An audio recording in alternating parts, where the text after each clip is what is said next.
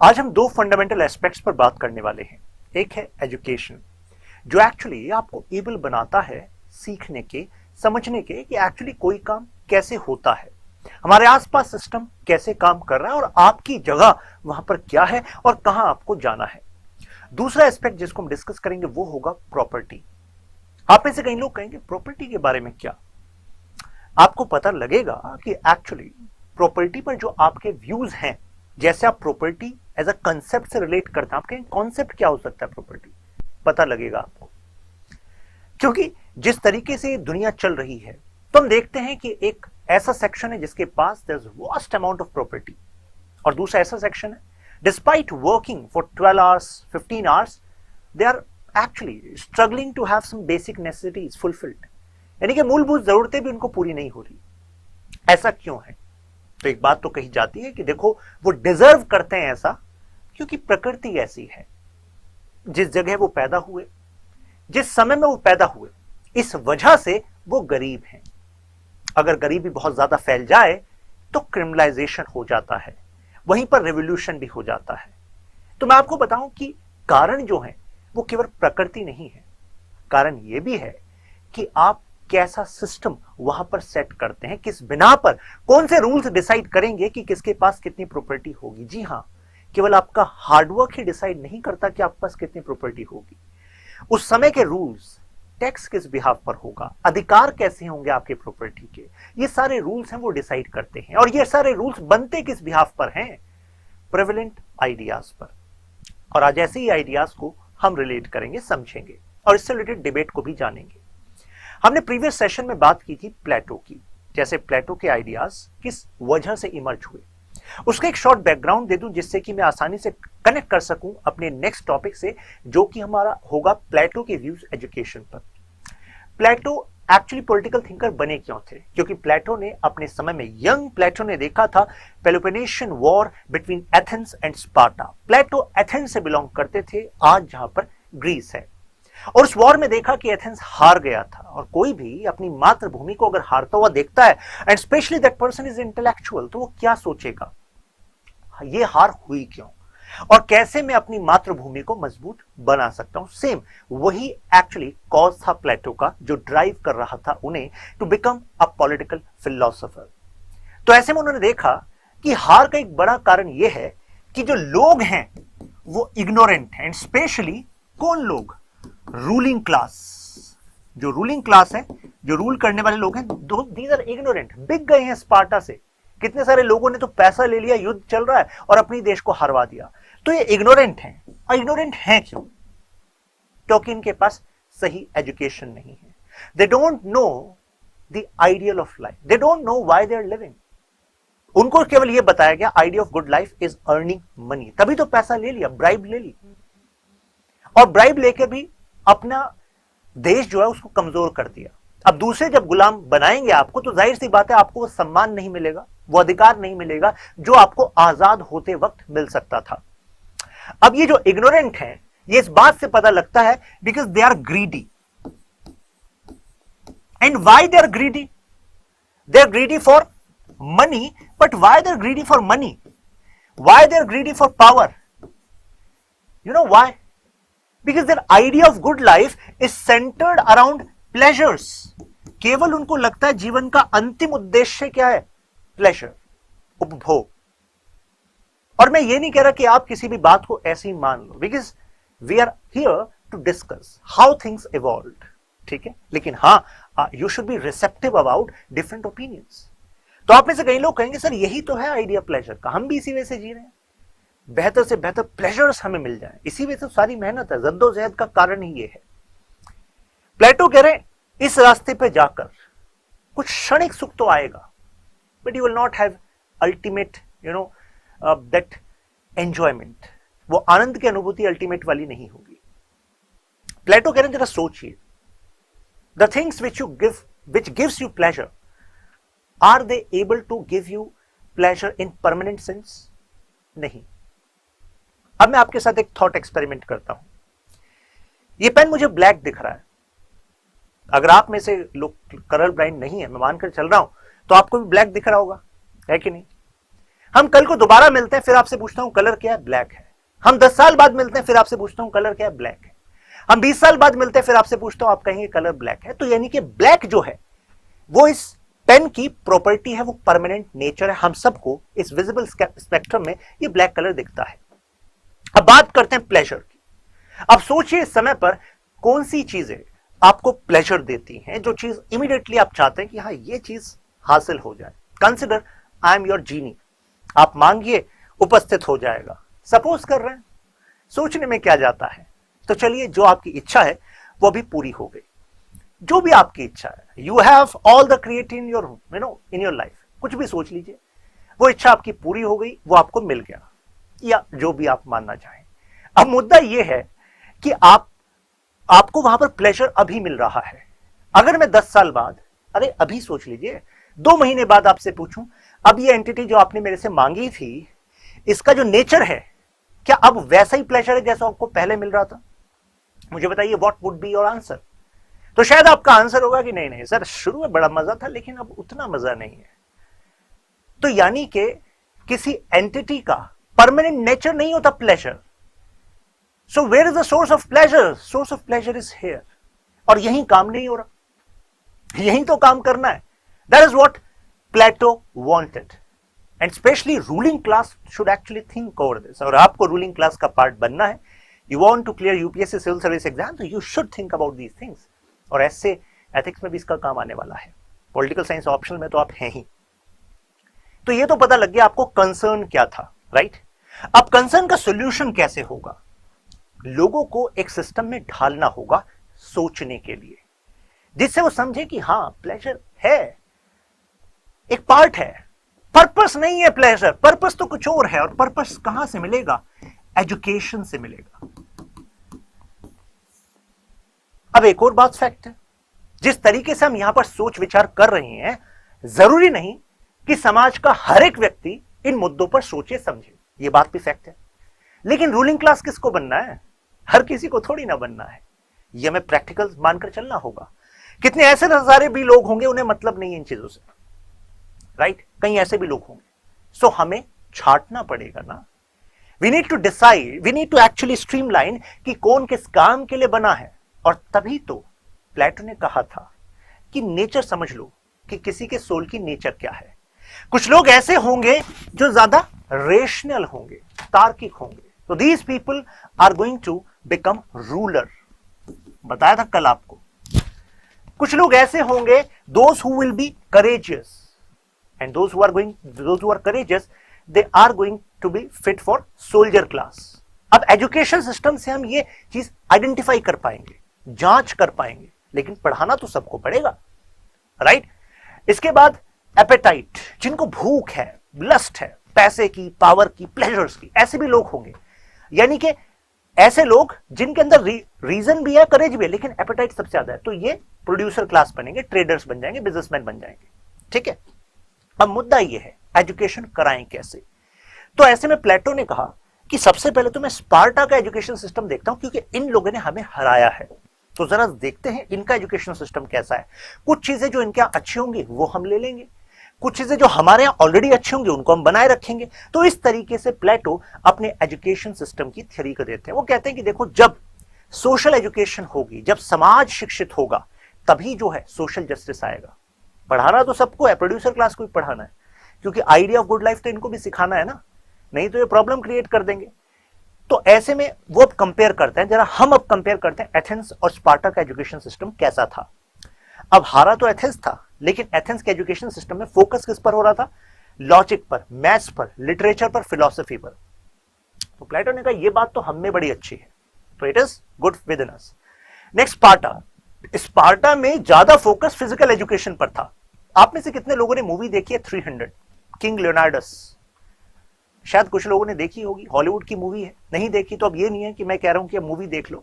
मुद्दा ये है कि उसमें स्पार्टा दिखाया गया है और रियल स्टोरी है how Sparta was actually fighting this battle.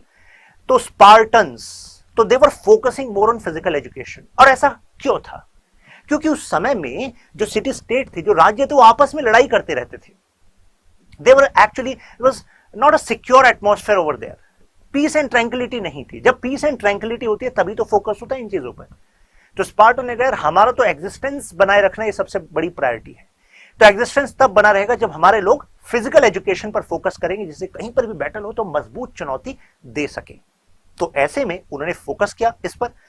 तो प्लेटो ने एक बात मानी कि हम फिजिकल एजुकेशन पर फोकस तो करेंगे, लेकिन इसका मतलब ये नहीं कि सारा फोकस हम जो है 8 पैक एब्स बनाने पर लगा देंगे। ये बात पक्की है। The system was in private hand Athens में, और इस वजह से केवल जो पैसे वाला वर्ग था वही अपने बच्चों को पढ़ा पा रहा था।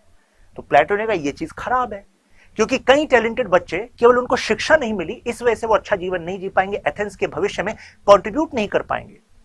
यहां पर स्टेट स्पॉन्सर्ड एजुकेशन सिस्टम था, तो ये बेस्ट है। भले आपके पास पैसा नहीं है, लेकिन एजुकेशन तो आपको गवर्नमेंट दे देगी, तो ये तो अच्छा था। यहां से ले लिया इसको। Women were neglected in Athens. Women को माना जाता था कि आप तो 4 दीवारी के अंदर रहिए, आपको तो सिटीजन का दर्जा भी नहीं दिया जाता था। विमेन को कहा जाता था you are there to take care of family and children, that's it, you are not there to get educated and participate in civic affairs. ना तो आपको सरकार में, शासन, कानून में कोई पार्टिसिपेशन की जरूरत है और ना ही आपको पढ़ने की जरूरत है। यह स्टेटस था विमेन का। लेकिन स्पार्टा में विमेन को बराबरी का दर्जा था, फिजिकल एजुकेशन भी कराई जाती थी विमेन को। तो यानी कि both sexes were equal there. तो इस वजह से इक्वल फुटिंग पर विमेन लड़ने के लिए भी तैयार रहती थी। तो उन्होंने कहा यह चीज इनकी अच्छी, equality between main and women, तो इसको एक्सेप्ट किया जाएगा, यह सोचा प्लेटो ने। और इसके बिहाफ पर प्लेटो ने अब जो अपना मॉडल बनाया वो इन दोनों का कॉम्बिनेशन था। कॉम्बिनेशन देखिए, आप समझ ही गए होंगे। स्टेट स्पॉन्सर्ड, यानी कि भले आपके पास पैसा नहीं, लेकिन सरकार पढ़ाएगी तो जरूर, आपको प्राइमरी एजुकेशन तो एटलीस्ट देगी। अब मुझे बताइए, प्रेजेंट कंटेक्स्ट में राइट टू एजुकेशन जो हमारे कॉन्स्टिट्यूशन में आर्टिकल 21A में दिया गया है, इससे पहले हमारी सुप्रीम कोर्ट ने उन्नी कृष्ण केस में कहा था कि भाई एजुकेशन तो फंडामेंटल राइट है, ये तो देने की जिम्मेदारी है सरकार की, राइट। तो प्राइमरी एजुकेशन सरकार की जिम्मेदारी है। ये बात तो प्लेटो ने भी एंशिएंट टाइम में कही थी, राइट। लेकिन क्या आजादी के तुरंत बाद प्राइमरी एजुकेशन आपका फंडामेंटल राइट है? अगर नहीं मिला तो नॉक नॉक कर देना सुप्रीम कोर्ट में यूजिंग आर्टिकल 32, नॉक नॉक कर देना हाई कोर्ट में यूजिंग आर्टिकल 226। क्या एज अ फंडामेंटल राइट आपको दिया गया था when we got independence, when our constitution was enacted? नहीं, उस टाइम पर फंडामेंटल राइट के तौर पर नहीं दिया गया था। कारण सरकार ने कहा भाई अभी इतना पैसा कहां है, रिसोर्सेस चाहिए ना। और इस कंसर्न को जाहिर कर रहे थे Plato in ancient time, right. State controlled जो करिकुलम होगा वो स्टेट कंट्रोल्ड होगा। कारण याद करिए, कल हमने सोफिस्ट की बात की थी, जो नहीं थे उनको मैं बता दूं, यानी कि जो ट्रेडिशन था एथेंस के एजुकेशन का, उसमें सरकार करिकुलम कंट्रोल नहीं कर रही थी। क्या पढ़ाया जाएगा इसके बारे में स्टेट को आइडिया नहीं है। तो जो प्राइवेट एजुकेटर्स थे वो पढ़ा रहे थे कि भाई, अपने जो स्टूडेंट्स थे उनको पढ़ा रहे थे कि भाई आपका ऑब्जेक्टिव पढ़ने का है कि आप पॉलिटिक्स में जाओ या पावर को गेन करो और पैसा कमाओ, this is your life, this is good idea, this is the idea of good life. तो ऐसे में तो क्या ये एथेंस को कमजोर कर रहे थे, मजबूत कर रहे थे? कमजोर कर रहे थे। तो ऐसे में एजुकेशन सिस्टम में क्या पढ़ाया जा रहा है, इसकी स्टैंडर्डाइजेशन होनी चाहिए। यह बात प्लेटो ने जाहिर की थी। और मुझे बताइए, आज भी हमारे एजुकेशन सिस्टम में डिफरेंट बोर्ड्स होते हैं कि नहीं होते हैं? आईसीएसई बोर्ड, सीबीएसई बोर्ड, आपके स्टेट बोर्ड्स क्यों होते हैं? जिससे कि जो पढ़ाया जाएगा ना बच्चों को, उसके बारे में स्टेट को पता हो। ऐसा ना हो कि कुछ भी पढ़ा दिया और जिसकी वजह से जो बच्चे हैं उनका जो पर्सपेक्टिव अबाउट लाइफ वो डिस्टॉर्ट हो गया, राइट। वो कंट्रीब्यूटर होने चाहिए हमारे देश के, ऐसा नहीं कि वो देश के खिलाफ हथियार लेकर खड़े हो गए, है कि नहीं? देश कमजोर हो जाएगा ऐसे तो स्टेट कंट्रोल। तो वहां वो बता रहे थे, हम आज भी इंप्लीमेंट करते हैं। ये तो आपको बता ही दिया, universalization of primary education, equal opportunity to women, यानी कि महिलाओं को भी पढ़ाया जाएगा। ये कहा जाता है कि Plato was actually way ahead of his times. कई लोगों ने प्लेटो का विरोध भी किया, अरे विमेन को क्यों पढ़ा रहे, women are not equal in terms of rationality. तो प्लेटो ने कहा नहीं, तुम गलत कर रहे हो। उन्होंने कहा कि women are you know it's like half in numbers. अगर आप एक आधे भाग को समाज के पढ़ाओगे नहीं तो यानी कि आप उनका बेस्ट ले ही नहीं रहे समाज के विकास के लिए। तो बेवकूफ हो आप अगर आप इस प्लेटो का विरोध करो। Plato was saying this, not मी।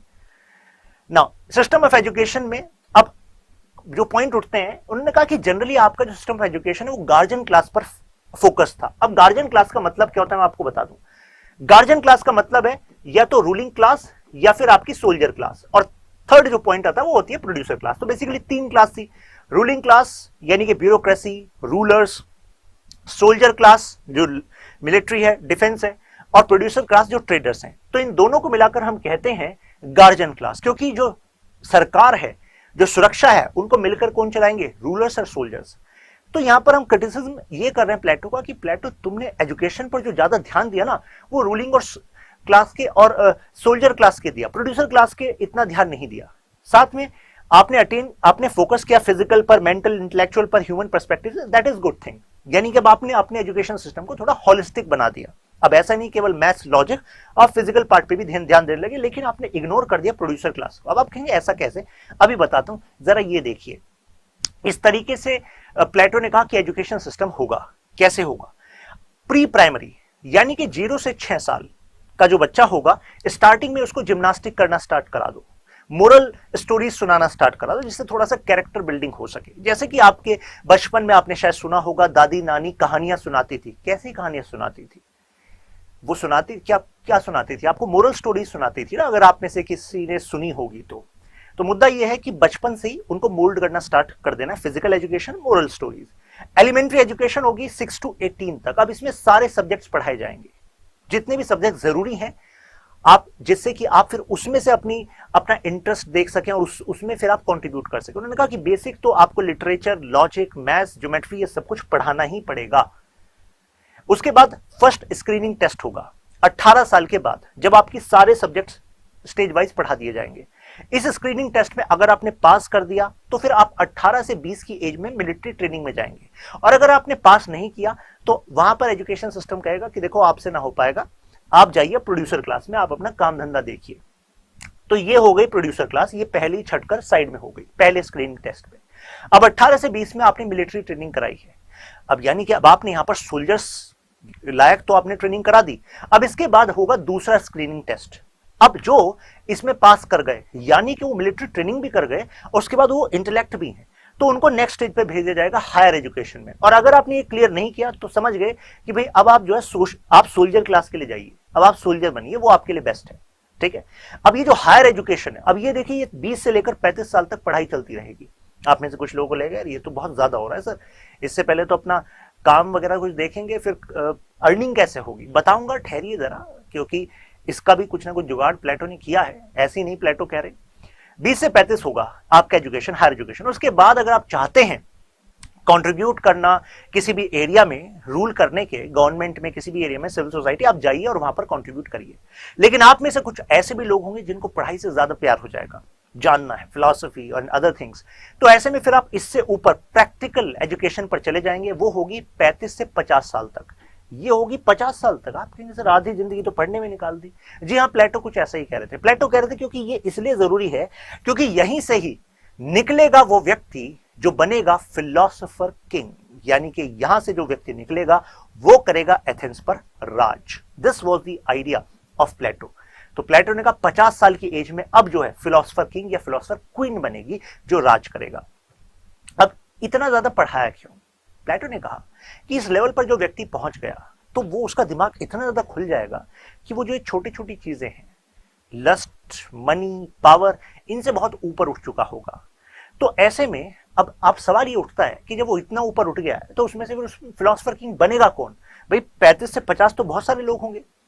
तो प्लेटो कहते हैं कि वहां पर जो प्रैक्टिकल नॉलेज क्योंकि उन्होंने ले चुकी है, तो ऐसे में उनमें से कोई ऐसा भी व्यक्ति होगा, उसका जो कैलिबर होगा वो बहुत ज्यादा होगा, और that person was not actually running for this particular position. वो उसके अंदर कोई इच्छा ही नहीं होगी फिलोसोफर किंग बनने की।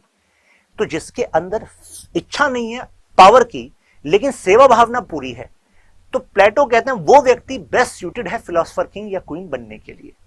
तो ऐसे में उन्होंने कहा कि इस बेसिस पर फिर डिसाइड होगा कि फिलोसोफर किंग बनेगा कौन। तो हमें एक बात पता लग गई इस एजुकेशन सिस्टम से कि रूलर तो वो बनना चाहिए जिसमें एडमिनिस्ट्रेटिव स्टेट्समैनशिप, वो प्रशासन को चला सके, उसके न्यूएंसेस से वो वाकिफ हो। तो ये सब सिखाया जाएगा, 35 से 50 में सिखा दिया जाएगा। सोल्जर, मिलिट्री, वो मिलिट्री स्किल्स उनके पास होनी चाहिए, और प्रोड्यूसर क्लास, उनके पास मेटेरियल प्रोडक्टिविटी की नॉलेज होनी चाहिए जो उनको 18 साल तक हमने सिखा दी होगी। तो this is how education system is working.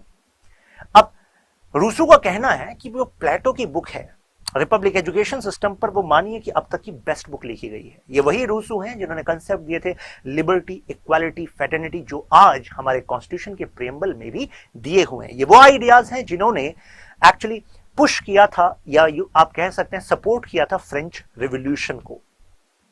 अब क्रिटिसिज्म क्या है प्लेटो का? सबसे पहले तो आपको बताया प्रोड्यूसर क्लास को एक तो साइडलाइन कर दिया, उनको आगे पढ़ने का मौका नहीं दिया। दूसरा, मुझे बताइए, मान लीजिए आपने पहला स्क्रीनिंग टेस्ट आप फेल हो गए, ठीक है, और आपको डाल दिया प्रोड्यूसर क्लास में। ऐसा भी तो हो सकता है कि उस समय आपको उतना इंटरेस्ट नहीं था किसी सब्जेक्ट में या नॉलेज में, पढ़ाई की तरफ, लेकिन बाद में इंटरेस्ट आया हो। ऐसा भी तो हो सकता है। आप खुद सोचिए, आप में से कितने लोग ऐसे भी होंगे जो शुरुआती दिनों में actually they were not very much interested. मैं अपनी एग्जांपल दूं आपको, क्लास 8 तक I was actually in many classes I was average और अबव एवरेज इन मैथ्स, जैसे तैसे बस आ जाते थे मार्क्स। लेकिन उसके बाद 9th क्लास में I found a fabulous faculty and he made me follow in love with maths, और उसके बाद मेरा बहुत अच्छे मार्क्स आए। अब उसी टाइम पर अगर मान लीजिए मैं प्लेटो के टाइम पे होता और उस टाइम पे मान लीजिए स्क्रीनिंग टेस्ट हो गया और उस टाइम पर मुझे आउट कर दे, चलो तुम्हारे सीनियर को तुम प्रोड्यूसर क्लास, तो उसके बाद जो मेरा इंटरेस्ट आया वो तो मुझे मौका मिला ही नहीं। एंड एक और बात भी तो है ना, वी ह्यूमंस इवॉल्व, हम चेंज होते रहते हैं। आपके इंटरेस्ट वो चेंज होते रहते हैं। क्या उसके बारे में प्लेटो ने यहां पर सोचा? कुछ नहीं सोचा। तो इंटरेस्ट, साइकोलॉजी, इसके बारे में तो कुछ सोचा ही नहीं। तो ये तो बहुत ही रेजिमेंटेड टाइप सोसाइटी बना दी कि बस टेस्ट हुआ, यही डिसाइड हो गया। आपकी पर्सनल इंटरेस्ट और जो वेरिएशंस हैं उसको तरजीह दी नहीं गई।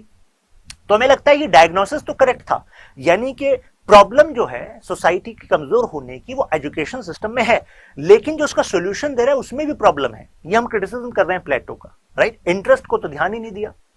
Limited in nature, it was restrictive in nature, केवल यही पढ़ना है, इसके बाहर आप कुछ नहीं कर सकते।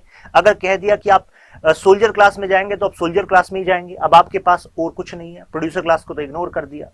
मोर emphasis on mathematics and literature, ज्यादा एम्फेसिस पे था, क्योंकि प्लेटो का खुद का इन्फ्लुएंस जो था वो जो मैंने आपको कल बताया भी था, पाइथागोरस का इन्फ्लुएंस, तो he was very much influenced towards geometry and mathematics. Even उनकी जो एकेडमी थी, एकेडमी जो इंस्टीट्यूशन था उनका एजुकेशन का, उसके बाहर लिखा था कि भाई मैथमेटिक्स और ज्योमेट्री में इंटरेस्ट अगर नहीं है तो फिर बाहर, मतलब ये आपको आना ही चाहिए।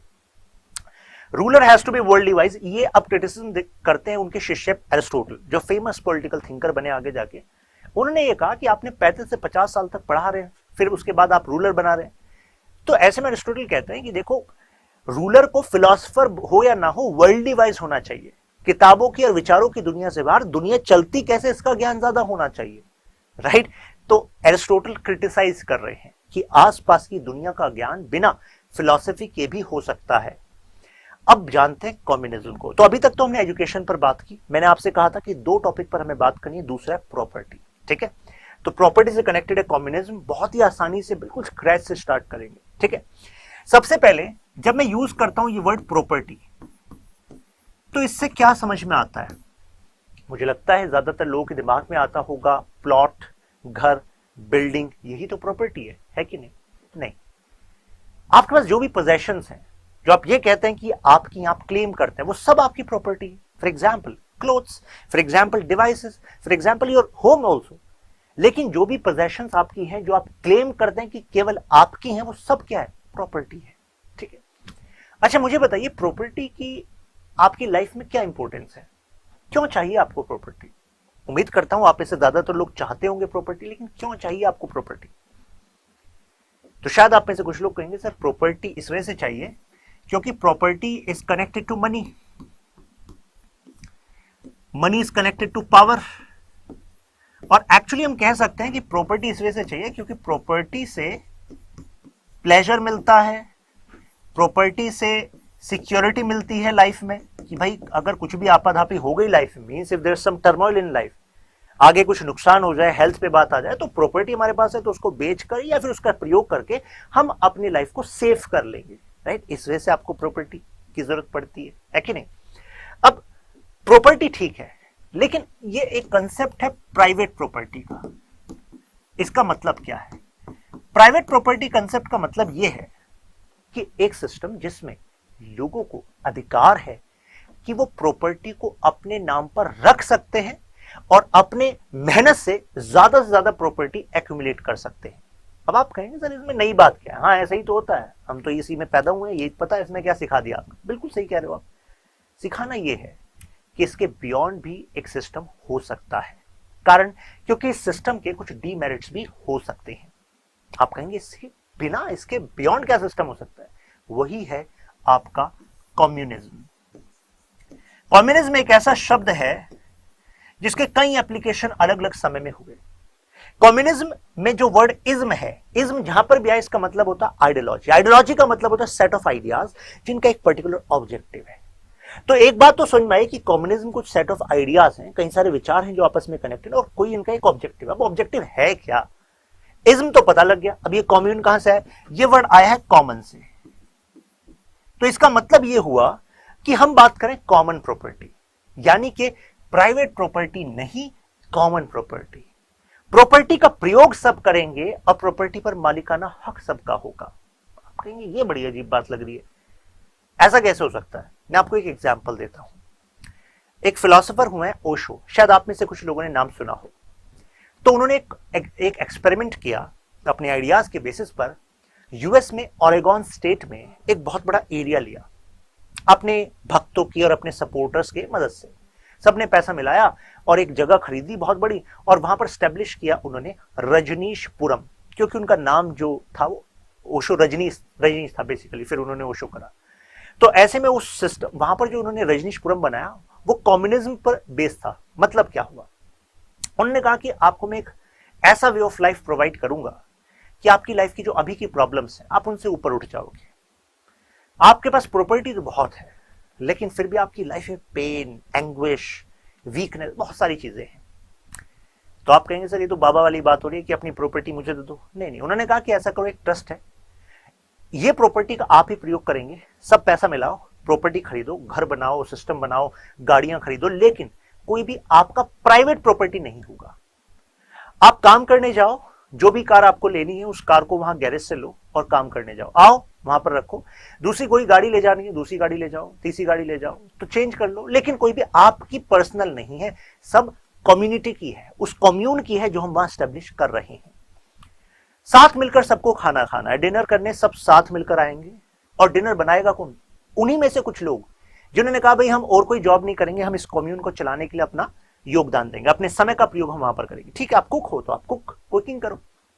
तो कुछ लोगों ने जिम्मेदारी ली खाना बनाने की, कुछ लोगों ने घर बनाने की, कुछ लोगों ने पार्क वगैरह बनाने की, कुछ लोगों ने रोड बनाने की। तो सब मिलकर एक्चुअली अपना अपना स्पेशलाइजेशन वाला काम कर रहे हैं, और किसी का मालिकाना हक नहीं है किसी एक चीज पर। खाना मिलकर बनाया, सबने खाना मिलकर खाया, फिर साथ में मेडिटेशन, डांस वगैरह जो होता था वहां पर, और उसके बाद आप एक जगह गए जो आपको रहने के लिए दी गई है, जिसको आप घर कह रहे हो, तो आप वहां रहो। जरूरी नहीं है कि आप पूरी लाइफ में आप कहोगे वो मेरी है, नहीं। उसके बाद कुछ टाइम बाद ऐसा हो सकता है आप दूसरी जगह शिफ्ट हो गए, उसी कम्युनिटी में, उसी रजनीशपुरम में दूसरी जगह शिफ्ट हो गए। तो एक्चुअली ये कंसेप्ट क्या कह रहा था कि इंसान को जीवन में आनंद चाहिए।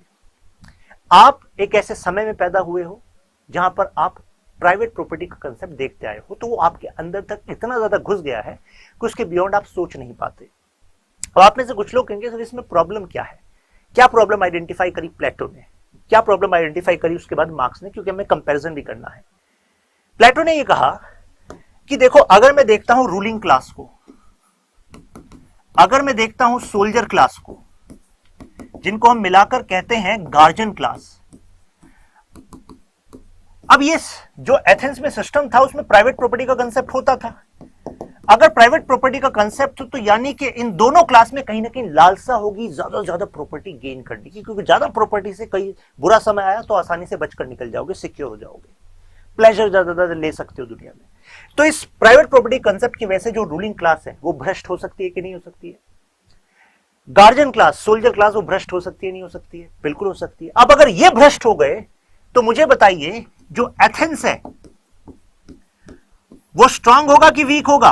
आप ही बताइए अपने कॉमन लॉजिक से। अरे वीक हो जाएगा ना अगर ये भ्रष्ट हो गए। और ये भ्रष्ट क्यों रहे? क्योंकि आपने इनको मौका दिया है प्राइवेट प्रॉपर्टी गेन करने का। तो आप कहेंगे सर फिर क्या करें? ले लीजिए ना, कंसेप्ट ही ले लीजिए, convert this private property concept into communism. आप कहेंगे सर कम्युनिज्म में कैसे कन्वर्ट करें? कन्वर्ट कर दीजिए, कानून बना दीजिए कि आप रूलिंग क्लास में हैं, सोल्जर क्लास में है, तो आप प्राइवेट प्रॉपर्टी रख ही नहीं सकते।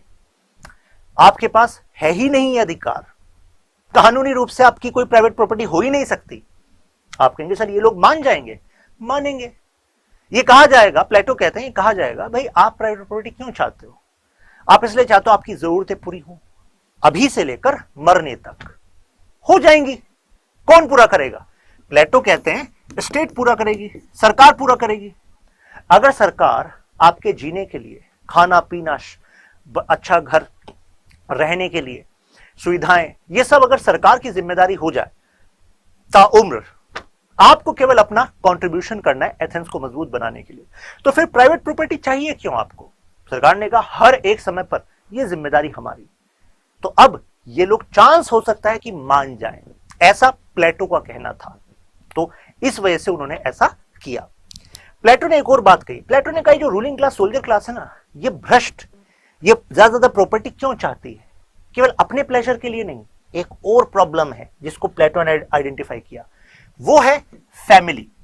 प्लेटो ने कहा उठाकर देख लीजिए इतिहास, जो लोग भ्रष्ट होते हैं वो पैसा ज्यादा इसलिए कमाना चाहते हैं क्योंकि परिवार है पीछे, परिवार की जरूरतों को पूरा करना चाहते हैं, परिवार के शौक पूरा करना चाहते हैं। प्लेटो ने कहा कि देखो हर एक व्यक्ति में एंजाइटी होती है towards welfare of their children. अब उसके लिए वो क्या करते हैं? नेपोटिज्म भी करते हैं। नेपोटिज्म समझते हैं आप लोग? अरे नेपोटिज्म का मतलब होता है भाई भतीजावाद, यानी कि अपने बच्चों को, अपने खास के बच्चों को, फैमिली को, उनको जो है प्रायोरिटी दे देंगे। तो ऐसे में जो मेरिटोक्रेटिक सिस्टम है क्या वो चल पाएगा? नहीं। ऐसे में जो टैलेंटेड लोग हैं वो आगे नहीं बढ़ पाएंगे, क्योंकि जो पावर में बैठे हैं वो केवल अपने सगे संबंधियों को आगे बढ़ा रहे हैं। तो क्या ऐसे में उस सिस्टम को हम जस्टिस वाला सिस्टम कह पाएंगे? नहीं कह पाएंगे। तो यही बात प्लेटो ने वहां पर कही थी। तो यानी कि प्लेटो के जो कम्युनिज्म है वो दो तरह का है, एक तो है प्रॉपर्टी का, एक है फैमिली का। फैमिली का भी कम्युनिज्म है, अभी बताऊंगा डिटेल में। सबसे पहले आपको लॉजिक समझ में आया कि कम्युनिज्म के फेवर में वो क्यों थे? क्योंकि उनका कहना था कि देखो आइडियल स्टेट बनाना है तो एजुकेशन को मजबूत करना पड़ेगा, वो हमने कर दिया अभी। साथ में कम्युनिज्म लाना पड़ेगा गार्जियन क्लास के लिए, क्योंकि उन्होंने कहा कि जो करप्शन और जो नेपोटिज्म है जो वीक कर रहा है एथेंस को, वो इस सोल्जर क्लास का और इस रूलिंग क्लास का कर रहा है। तो इसी वजह से ये जो कम्युनिज्म ऑफ प्रॉपर्टी है और फैमिली है, जो प्लेटो का कम्युनिज्म है, ये केवल गार्जियन क्लास पर लागू होगा, प्रोड्यूसर क्लास पर लागू नहीं होगा। अब मैं आपसे कह रहा हूं रटने की कोई जरूरत नहीं, हम हर एक चीज के तह तक जाएंगे। आप मन में सवाल रखिए। सबसे पहले कम्युनिज्म दो तरह का है प्लेटो का, प्रॉपर्टी का कम्युनिज्म और फैमिली का कम्युनिज्म। मतलब क्या हुआ? प्रॉपर्टी का कम्युनिज्म आपको समझ में आ गया कि कोई प्राइवेट प्रॉपर्टी नहीं होगी, जितनी आपको जरूरत है वो सब स्टेट पूरी करेगी। फैमिली का कम्युनिज्म क्या है? वाइस का कम्युनिज्म क्या है? प्लेटो कहते हैं अगर आप रूलिंग क्लास में है, अगर आप सोल्जर क्लास में है, तो आपकी शादी जो है आप अपनी मर्जी से नहीं करेंगे। आपकी कोई प्राइवेट वाइफ नहीं होगी, आपका कोई प्राइवेट हस्बैंड नहीं होगा।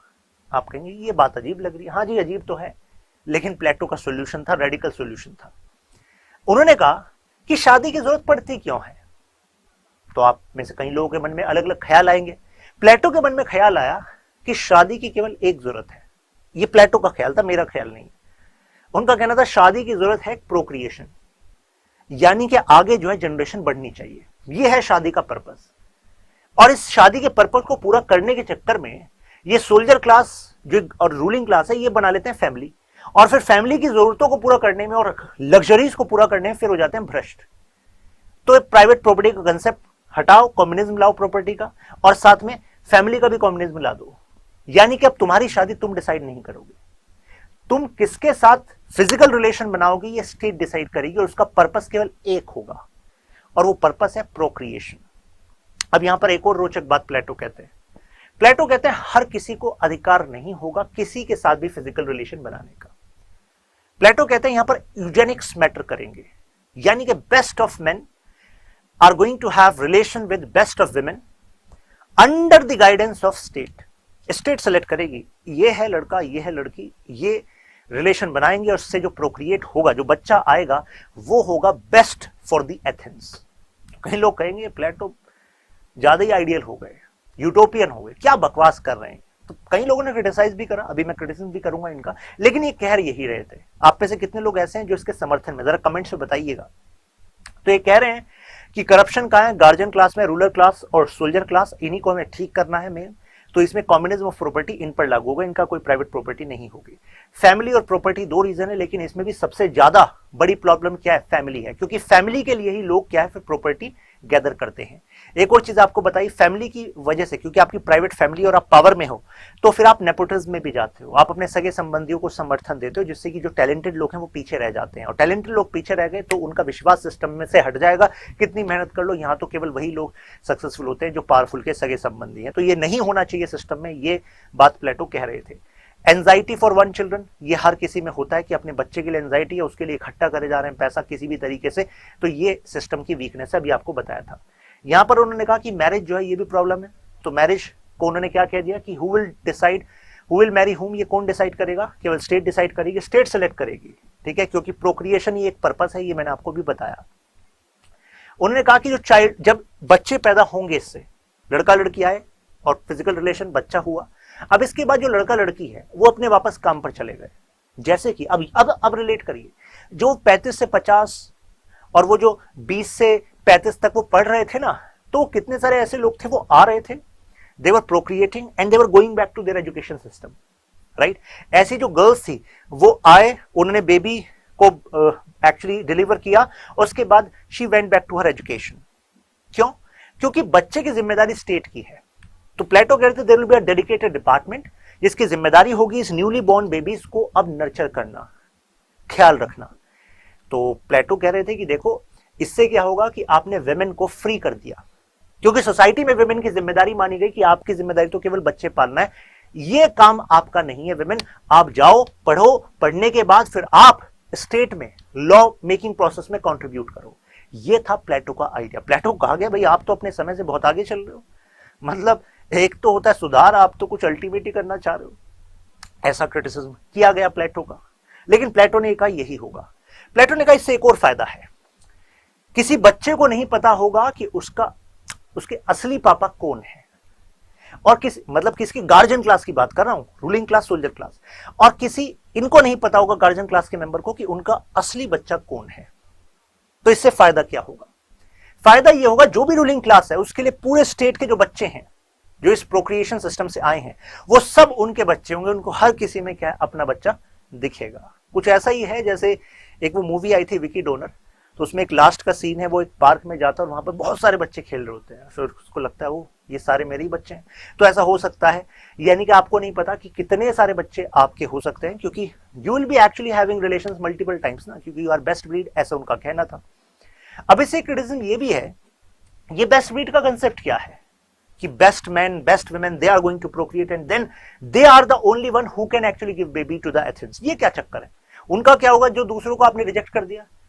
प्लेटो कह रहे हैं हर कोई बेबी बनाने के लिए बना नहीं है, हमें तो बेस्ट ब्रीड चाहिए एथेंस को मजबूत करने के लिए।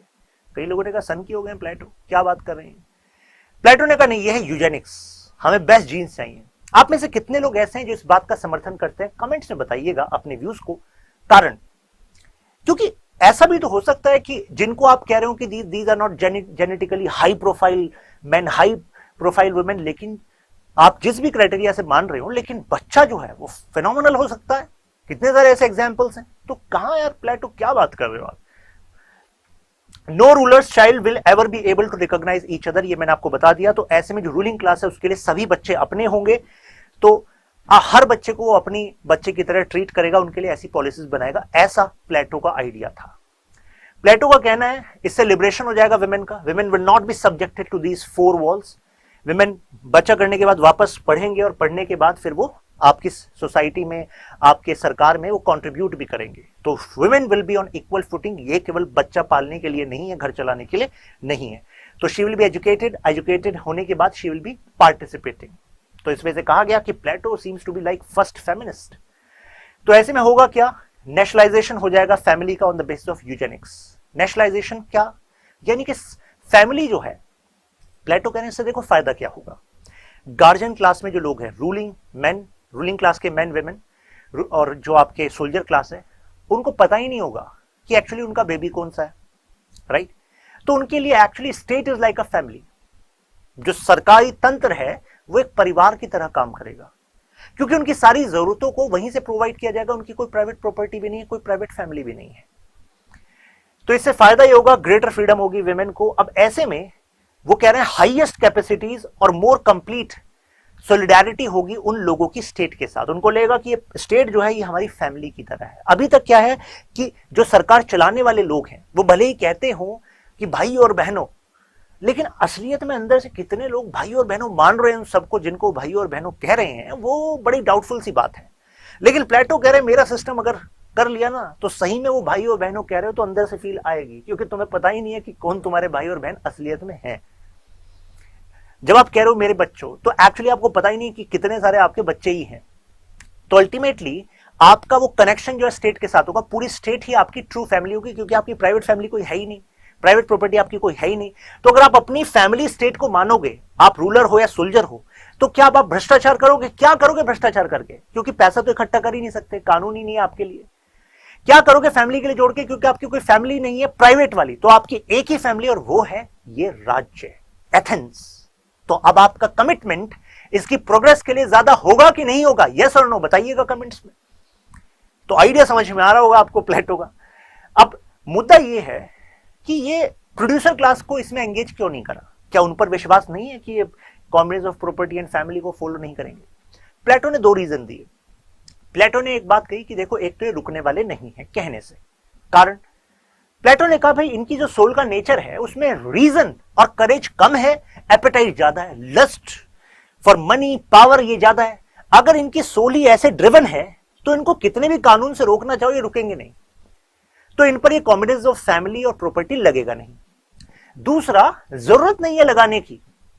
कारण भ्रष्टाचार, नेपोटिज्म पॉलिसी में ये कौन करता है? सिक्योरिटी में भ्रष्टाचार कहां से हो सकता है? ये गार्जियन क्लास से ही हो सकता है। तो प्रॉब्लम वहां है, तो उनको सॉल्व करना, तो कम्युनिज्म केवल किस पर लेगा? गार्जियन क्लास पर लेगा। इन पर लगाकर क्या करोगे? साथ में प्लेटो कहते हैं कि देखो हमें इनकी जरूरत है कि मोटिवेट रहें, ज्यादा प्रोडक्शन करें, ज्यादा पैसा कमाने के चक्कर में वो कुछ न कुछ नए आइडियाज पर काम करते रहे, ट्रेड करते रहे। तो ये मोटिवेट तभी रहेंगे जब इनके पास प्राइवेट प्रॉपर्टी का कंसेप्ट रहेगा, जब इनके पास अधिकार होगा कि हाँ आप ज्यादा प्राइवेट प्रॉपर्टी रख सकते हो। लेकिन कितना ही प्रॉपर्टी कमा लो, टैक्स कितना दोगे, वो तो रूलिंग क्लास डिसाइड करेगी। ठीक है। और अब वो आपसे ब्राइब भी नहीं लेगी कि आप बड़े उद्योगपति हो, लो 10 करोड़ रुपए टैक्स हमारे लिए कम कर दो। वो कहेगा 10 करोड़ रुपए का करूंगा क्या, मैं रख ही नहीं सकता 10 करोड़ रुपए कहीं पर, खर्च ही नहीं कर सकता। तो अब तो मैं वही टैक्स रखूंगा जो कि एथेंस के लिए जरूरी है। अब आपको समझ में आया कितनी बारीक सॉल्यूशन था ये। वो अलग बात है इंप्लीमेंट नहीं हो पाया, लेकिन सॉल्यूशन बड़ा जबरदस्त लग रहा है फिलहाल, है कि नहीं? अब यहां पर क्वेश्चन जो पूछती है यूपीएससी, वो पूछती है कि जो प्लेटो का कम्युनिज्म है वो मॉडर्न कम्युनिज्म से अलग कैसे है। मॉडर्न कम्युनिज्म यानी कि वो मार्क्स के कम्युनिज्म की यहां पर बात कर रहे हैं। कंपेयर विद मॉडर्न कम्युनिज्म यानी कि मार्क्स का कम्युनिज्म। तो अब देखिए कम्युनिज्म जब ये वर्ड आता है तो जनरली लोगों के दिमाग में आता है कार्ल मार्क्स। लेकिन यहां पर आपको पता लगा कि कार्ल मार्क्स तो बहुत पहले एंशिएंट टाइम में प्लेटो थे जो उस पर बात कर रहे थे, है कि नहीं? तो अब जरा इसको समझते हैं डिफरेंस क्या है। जरा मार्क्स को समझ लें पहले। आप में से शायद कोई ऐसा होगा जिसने मार्क्स का नाम ना सुना हो, नहीं सुना तो सुन लीजिए। कार्ल मार्क्स जो कि मॉडर्न टाइम में पैदा हुए, और आज जहां पर जर्मनी है वहां पर पहले प्रशिया होता था, तो वहां पर ये पैदा हुए। जिस समय ये वहां पर थे तो उस समय इन्होंने अपने आसपास एडवांस इंडस्ट्रियलाइजेशन देखा, यानी कि औद्योगिकरण अपने चरम पर था। इन्होंने देखा कि जो सरकारें हैं वो तो बैकफुट पर हैं। सरकारें जो लेबर क्लास है जो इन इंडस्ट्रीज में काम कर रही है उनकी सुरक्षा के लिए कोई कानून नहीं बना रही, लेबर लॉज जैसी कोई चीज है ही नहीं। और क्योंकि पूरी छूट प्राइवेट प्रॉपर्टी के कंसेप्ट की वजह से इन कैपिटलिस्ट को दे दी गई है। जब मैं कैपिटलिस्ट वर्ड यूज कर रहा हूं तो इसका मतलब यह होता है जिसके पास कैपिटल है। कैपिटल का मतलब होता है पूंजी, यानी कि पैसा। पैसे से पैसा बनेगा। जो कैपिटलिस्ट है वो इन्वेस्ट करेगा। मान लीजिए उसने 50 रुपए लगाए रॉ मटेरियल में, 30 रुपए लगाए लेबर में, फाइनल प्रोडक्ट मान लीजिए बनाया, सब कुछ लगाकर ट्रांसपोर्ट वगैरह लगाकर मान लीजिए 90 का 10 रुपीज ट्रांसपोर्ट लगा लीजिए। अब 90 वाले प्रोडक्ट को वो 200 रुपए का बेच रहा है। तो ये जो काम कर रहा है ये इसलिए कर पाया, 200 रुपए का बेच करके फिर प्रॉफिट कमा पाया 110 रुपए। वो इसलिए कमा पाया क्योंकि पहले उसके पास कैपिटल था इन्वेस्ट करने के लिए, और जो 110 का प्रॉफिट है वो रख सकता है अपने बैंक अकाउंट में, फर्दर प्रॉपर्टी खरीद सकता है, फैक्ट्री खोल सकता है। ये एक सिस्टम है जिसको समर्थन करता है कैपिटलिज्म। कैपिटल, जिसके पास पैसा, इन्वेस्ट करो, पैसा कमाओ, बढ़ाओ पैसा, ये कैपिटलिज्म एक सिस्टम है। जो ऐसा करता वो कैपिटलिस्ट है, जो कंपोनेंट है इसके। तो कार्ल मार्क्स ने कहा इस कैपिटलिस्ट के चक्कर में हो क्या रहा है, उस समय 15-15 घंटे, 18-18, 17-17 घंटे काम कराया जा रहा था लेबर से। क्यों? क्योंकि कैपिटलिस्ट को चाहिए प्रॉफिट, ज्यादा ज्यादा काम करोगे तब जाके पैसा मिलेगा। और साथ में कोई लेबर लॉ नहीं था कि मिनिमम इतनी वेजेस आपको देनी पड़ेगी। सरकार तो बैकफुट पर बैठी थी वहां की सारी वेस्टर्न कंट्रीज की। तो ऐसे में मार्क्स ने देखा कि इसने प्रॉफिट कमाया 110 रुपए और यहां पर टोटल इन्वेस्टमेंट इसका होता 90 रुपए। अब ये क्या करेगा, फिर 110 में से 20 रुपए रखेगा और फिर एक और फैक्ट्री लगा लेगा। ये फैक्ट्री चल ही रही है, इसमें भी कुछ पैसा दोबारा इन्फ्यूज कर देगा। तो कहने का मतलब है कि वो और ज्यादा प्रॉफिट प्रॉफिट प्रॉफिट एक्यूमुलेट करता रहेगा, राइट। और इन लेबर से कहेगा कि मैं तो मशीन ले आऊंगा, तुम्हें रहना है तो रहो, नहीं तो चले जाओ। तो क्योंकि ज्यादातर जनता अब गरीब है, तो अब उनसे कहेगा कि भाई कंपटीशन है, कैपिटलिज्म है यहाँ पर, तो कंपटीशन है, मुझे बताइए अब इसको ज्यादातर प्रॉफिट कमाना है, तो प्रॉफिट वो कैसे कमाएगा? रॉ मटेरियल पर खर्चे को कम करे, भाई कैसे कमाएगा? या तो प्राइस बढ़ाए, 200 से ज्यादा बढ़ा दे। अब 200 ज्यादा बढ़ा नहीं सकता, कारण मान लीजिए ये फैक्ट्री रोहित की है, दूसरी फैक्ट्री मान लीजिए नेहल की है, तो अब नेहल भी कंपटीशन में है। वो कहने तुम करो 200 रुपए से कम, मैं 200 रुपए, तुम 210 रुपए करके देखो, ज्यादा बढ़ा कर देखो, मैं 200 रुपए में इसको बेचना स्टार्ट कर दूंगी। तो ऐसे में लोग जो सस्ता देगा और जो बेस्ट देगा उसी को तो खरीदेंगे। तो ऐसे मजबूरी बन गई रोहित की, वो इससे ज्यादा बढ़ा नहीं सकता, राइट। तो ऐसे में अब रोहित को चाहिए कि ज्यादा प्रॉफिट बन जाए, जिससे मैं और फैक्ट्रीज लगा सकूं। तो इसके लिए वो क्या करे? प्राइस को बढ़ा नहीं सकता क्योंकि कॉम्पिटिटर बैठे हैं ऐसे कई सारे, तो उसको खर्चे को कम करना पड़ेगा। अब खर्चा कौन सा कम करे? भाई रॉ मटेरियल के खर्चे को कम कर सकता है क्या? हाँ या ना में जवाब दे दीजिए कमेंट में। नहीं कर सकता। अगर रॉ मटेरियल के खर्चे को कम करा तो क्या होगा? क्वालिटी डिप्रीव हो जाएगी। क्वालिटी कम हुई तो फिर जो आपके कॉम्पिटिटर है वो जीत जाएंगे। भाई बेस्ट क्वालिटी सस्ते में वो दे रहे हैं। ट्रांसपोर्टेशन पे बचा सकते हो क्या? नहीं बचा पा रहे मान लीजिए। तो यानी कि आपका एक ही ऑब्जेक्टिव बचा कि जो लेबर को पैसा दिया जा रहा है इसको कम करो। अब लेबर को कहा गया भाई अब तक तो तुम्हें दे रहे थे हम 30 रुपए, अब तुम्हें इससे कम देंगे, रहना हो रहो नहीं तो चले जाओ, देखो कितने सारों की भीड़ लगी पड़ी है नौकरी के लिए। तो अल्टीमेटली सिस्टम में कंपटीशन, प्रॉफिट ज्यादा बढ़ाने के लिए प्राइस बढ़ा नहीं पा रहे, कॉस्ट को कम करना है, तो सबसे बड़ा टारगेट कौन बन गया? लेबर क्लास बन गई। ये उस समय में उन्होंने ऑब्जर्व किया। टेक्नोलॉजी में कोई बड़ा चेंज नहीं आ पा रहा था, यहां पर सबसे ज्यादा टारगेट हो रहा था लेबर क्लास। तो अब लेबर को केवल इतना पैसा दिया जा रहा था कि वो अपना आज का काम चला सकता था, कल का काम उसका ना चले। क्योंकि अगर कल का काम उसका चलने लग गया तो वो शायद छुट्टी ले ले, और छुट्टी ले लेगा तो टोटल जो प्रोडक्शन है वो कम हो जाएगा। अब प्रोडक्शन कम करना नहीं है क्योंकि प्रोडक्शन बना रहेगा तभी प्रॉफिट आता रहेगा। तो इस तरीके से शोषण हो रहा था इस लेबर क्लास का। तो ये ऑब्जर्व किया कार्ल मार्क्स ने। अब कार्ल मार्क्स ने कहा कि ये सब भी एक टाइम तक चलेगा, क्योंकि होगा क्या, ये जो डिफरेंशिएशन है, ये जो गैप है अमीर और गरीब का, ये हैव्स यानी कि जिनके पास पैसा ही पैसा है, कैपिटलिस्ट और प्रॉफिट कमाते जा रहे हैं, इकट्ठा करते जा रहे हैं, और ये आपके लेबर क्लास, ये हैव नॉट्स जिनके पास कुछ नहीं है, वो बस बेसिक नेसेसिटीज को फुलफिल करने के रोज काम करने जा रहे हैं, उनके पास सेविंग भी नहीं है बेचारों के पास। तो अब ये गैप बढ़ता जाएगा। तो एक टाइम ऐसा आएगा जो हैव नॉट्स हैं इतने परेशान हो जाएंगे, इकट्ठे हो जाएंगे, ये कहेंगे बहुत हुआ सम्मान, और अब क्या होगा? रिवोल्यूशन होगा। और वो भी कैसा रिवोल्यूशन होगा? वायलेंट रिवोल्यूशन होगा। मार्क्स ने कहा ये तो आना एक दिन होना ही है। ये गैप बढ़ता चला जाएगा तो एक दिन ये ऐसे होंगे इनके पास कुछ है नहीं, और जिसके पास खोने के लिए कुछ नहीं होता वो सबसे खतरनाक व्यक्ति होता है। तो यही मार्क्स ने कहा कि workers of the world unite together. तुम्हारे पास खोने के लिए है क्या? केवल तुम्हारी जंजीरें। तुम गरीब इस वजह से नहीं हो क्योंकि तुम्हारे प्रकृति का कोई प्रकोप है, भगवान का कोई प्रकोप है, नहीं। तुम गरीब इस वजह से हो क्योंकि तुम इस कैपिटलिस्ट सिस्टम में जी रहे हो। ऐसा सिस्टम जो कुछ लोगों को बहुत ज्यादा पैसा कमाने के लिए चांस दे रहा है, सरकारें बैकफुट पर हैं, और तुम्हारे लिए मिनिमम तुम्हें कुछ ना कुछ मिलना चाहिए, इस पर ध्यान नहीं दिया जा रहा है। मार्क्स ने कहा कि ये जो 200 रुपए का बेच पा रहा है ना, ये मत मानो कि इस पर इसका अधिकार है। इसने केवल पैसा लगाया था, काम तो तुमने भी किया था। So this product is not individual product, this is a product of community. तुम सबने मेहनत करी तब जाके प्रोडक्ट बना, तब जाके प्रॉफिट आया। तो इस प्रॉफिट में तुम्हारा भी अधिकार है। उसका अधिकार हो सकता है एक, क्योंकि उसने पैसा लगाया, लेकिन तुम्हारा अधिकार केवल इस वजह से कम नहीं होगा क्योंकि तुम्हारे पास पैसा कम था। भाई तुमने उसकी जगह अपनी मेहनत लगा दी, अपना टाइम लगा दिया, ये पैसा उसके पास और मल्टीप्लाई हो जाएगा। तुमने जो समय दे दिया, अपना जीवन दे दिया, वो दोबारा मल्टीप्लाई हो जाएगा क्या?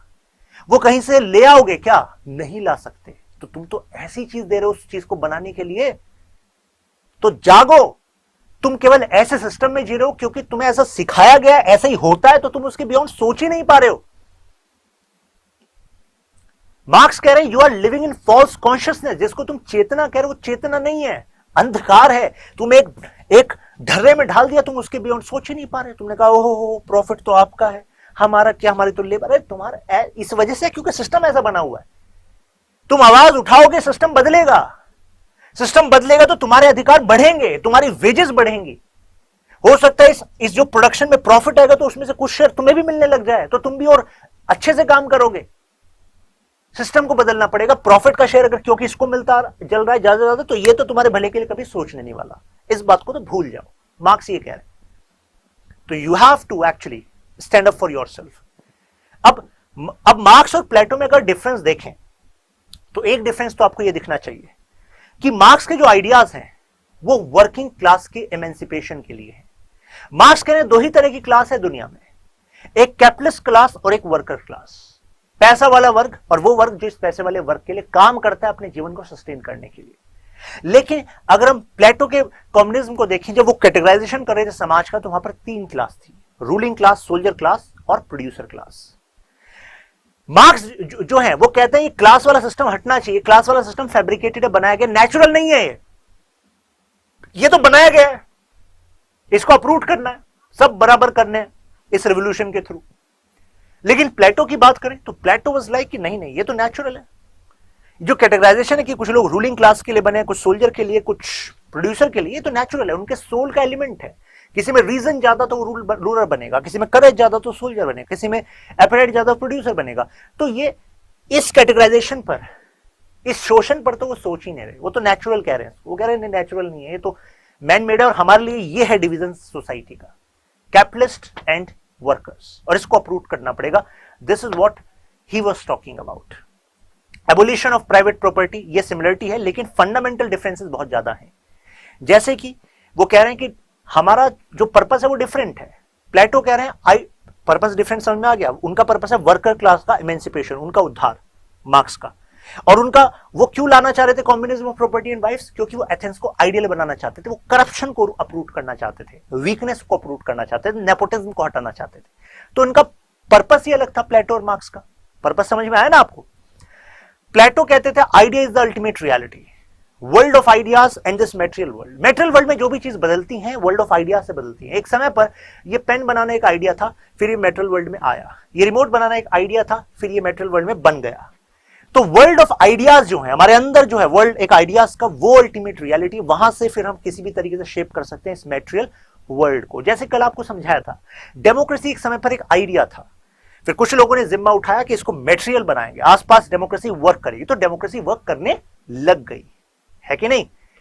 तो ऐसे ही वो कह रहे थे idea is the ultimate reality, लेकिन Marx was saying no no no, matter is the ultimate reality. वो कह रहे हैं ये सब फॉल्स कॉन्शियसनेस है, आइडिया ऑफ आइडिया सब आपको बहकाया जा रहा है। मार्क्स कह रहे हैं इस आइडिया के चक्कर में तुम्हारा बेवकूफ बनाया जा रहा है रिलीजन के द्वारा, सरकार के द्वारा। अब रिलीजन क्या? मार्क्स कह रहे हैं रिलीजन भी एक आइडिया है, और ये आइडिया तुम्हें बेवकूफ ऐसे बनाता है। मार्क्स कहते हैं, मार्क्स ये बात कह रहे हैं, वो कह रहे हैं religion is the opium of masses.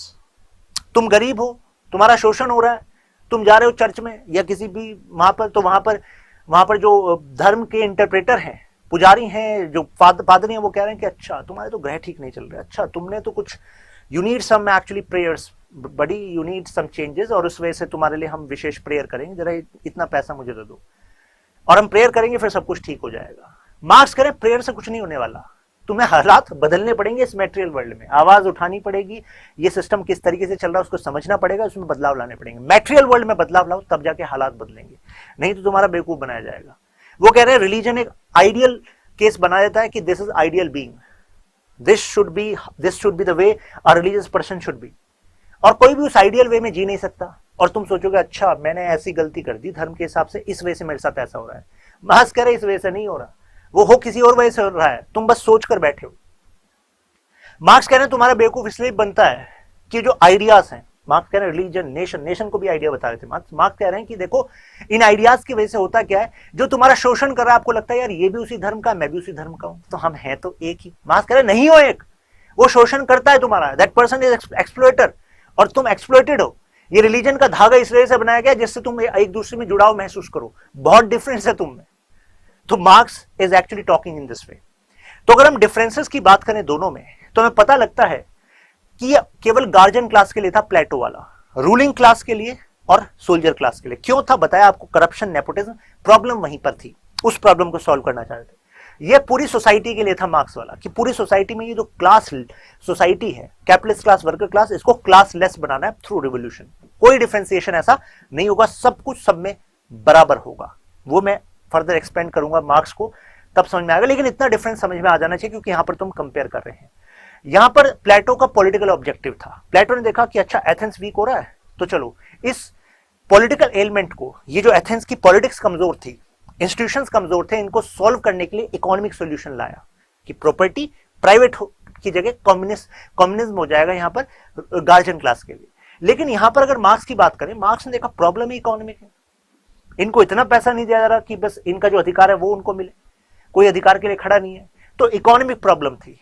तो इनको पॉलिटिकल सॉल्यूशन इन्होंने दिया। पॉलिटिकल सॉल्यूशन क्यों? इन्होंने कहा कि देखो अब जो तुम्हारा शोषण हो रहा है वो केवल कैपिटलिस्ट नहीं कर रहा, वो स्टेट कैपिटलिस्ट का इंस्ट्रूमेंट बनके वो शोषण करा रहा है। कारण जब तुम स्ट्राइक की बात करते हो तो तुम्हें मारने पीटने, तुम्हें जेल में बंद करने कौन आता है? पुलिस आती है। और पुलिस किसके लिए काम कर रही है? उस उद्योगपति के लिए काम कर रही है, राइट? तो इस वजह से वो जो स्टेट है उसका भी इलाज करना पड़ेगा। This is what Karl Marx is saying. अभी केवल समझो कि कार्ल मार्क्स कह क्या रहा है और प्लेटो कह क्या रहा है, ठीक है? भावनाओं में बह नहीं जाना है क्योंकि अभी कार्ल मार्क्स पूरा नहीं बताया, डिफरेंशिएशन समझ रहे हैं। मेटेरियल टेम्पटेशन ये एक रीजन था कि लोग अट्रैक्ट हो जाते हैं पावर के लिए, पैसे के लिए, रूलिंग क्लास वाले, गार्जियन क्लास, मतलब गार्जियन क्लास, सोल्जर क्लास। अब इसी के लिए हमने एक सोल्यूशन निकाला कि देखो इंडिविजुअल प्रॉब्लम है, इस वजह से हम कम्युनिज्म लाना चाह रहे हैं ऑफ फैमिली एंड प्रॉपर्टी। लेकिन इनका कहना नहीं, ये सोशल इविल है, ये सिस्टम ही सोशल इविल है। लोग इस वजह से इतना ज्यादा फासला है, ये इस वजह से इनका शोषण हो रहा है क्योंकि समाज में एक सिस्टम बना हुआ है, ये प्रॉफिट एक्यूमुलेशन, कोई रोकने वाला नहीं, कोई टोकने वाला नहीं। डिवीजन स्पिरिचुअलिटी, यानी कि यहां पर उन्होंने कनेक्ट किया कि देखो सोल में एक्चुअली सोल का डिवीजन है, गोल्ड, सिल्वर, कॉपर, और इस वजह से सोशल डिवीजन है। उन्होंने कहा कि नहीं नहीं, स्पिरिचुअल वगैरह कुछ नहीं, इकोनॉमिक डिवीजन है, rich and poor. And rich and poor इस बात से डिसाइड होता है आपके पास प्रॉपर्टी कितनी है, ठीक है? उन्होंने 3 क्लास बताई, इन्होंने 2 ही क्लास बताई। 3 क्लास बताया था आपको, रूलिंग क्लास, सोल्जर क्लास और आपकी प्रोड्यूसर क्लास। इन्होंने कहा नहीं नहीं, capitalist and worker, continuation of class. इन्होंने कहा कि ये तो नेचुरल है ना, ये तो हमेशा रहेगी। उन्होंने कहा नेचुरल नहीं है, एबोलिश करना पड़ेगा ये डिवीजन वर्कर इन कैपिटलिस्ट का, क्योंकि जो भी प्रोडक्ट बनता है उसमें वर्कर ने अपनी मेहनत दी, अपना समय दिया है, लाइफ दी है, वो कभी लौट कर नहीं आने वाली उसके पास, तो इसका भी बराबर का अधिकार है। इंपॉर्टेंस ऑफ स्टेट, प्लेटो कहते हैं state is individual writ large. वो कहते हैं कि तुम्हें तो, मतलब आसान भाषा में बताऊं आपको, वो कह रहे हैं कि देखो मैं तो कम्युनिज्म इसलिए लाना चाह रहा हूं प्रॉपर्टी फैमिली का, जिससे कि आप पूरे स्टेट को, एथेंस को अपना ही परिवार समझो। ये कह रहे हैं स्टेट बिक चुकी है, ये सरकार, ये कह रहे हैं कि ये गवर्नमेंट जो है ये तो काम करती है उद्योगपतियों के लिए, तो ये कभी अपनी नहीं हो सकती, तो इसको तो उखाड़ कर फेंकना पड़ेगा। State works in the interest of ruling class, कह रहे हैं कि स्टेटलेस सोसाइटी हमें लानी पड़ेगी, यानी कि स्टेट को तो हटाना ही पड़ेगा। अब आप कहेंगे स्टेट को हटाकर चलाएंगे कैसे? मार्क्स का भी बड़ा यूटोपियन कंसेप्ट था। उन्होंने कहा था कि जब सब कुछ खत्म हो जाएगा, रिवोल्यूशन मतलब ये सिस्टम खत्म हो जाएगा, तो ऐसे में सब कुछ सब में बराबर होगा। एक ऐसा सिस्टम होगा जो जैसा कंट्रीब्यूट करेगा इस सिस्टम में उसको अपनी जरूरत के हिसाब से वैसा मिलता रहेगा। कुछ ऐसा जैसे कि मैंने अभी आपको ओशो रजनीशपुरम वाले एग्जाम्पल में दिया था, जिसका जो काम है वो करते रहो, आपकी जरूरतें उस सिस्टम से पूरी होती रहेंगी, कोई और आपकी जरूरत पूरा करेगा। People should obey the state even if it is wrong, क्योंकि state and law they are supreme according to Plato, तभी ये सिस्टम चल पाएगा। मार्क्स कह रहे नहीं नहीं, ओबे करने की जरूरत नहीं है, अगर कानून गलत है तो रिवोल्ट करना पड़ेगा। If law becomes injustice then rebellion becomes your duty, right? तभी अपना उद्धार कर पाओगे। This is what Marx was saying. अगर यहां तक ये सब क्लियर समझ में आ गया हो तो मेंशन अल्ट्रा क्लियर।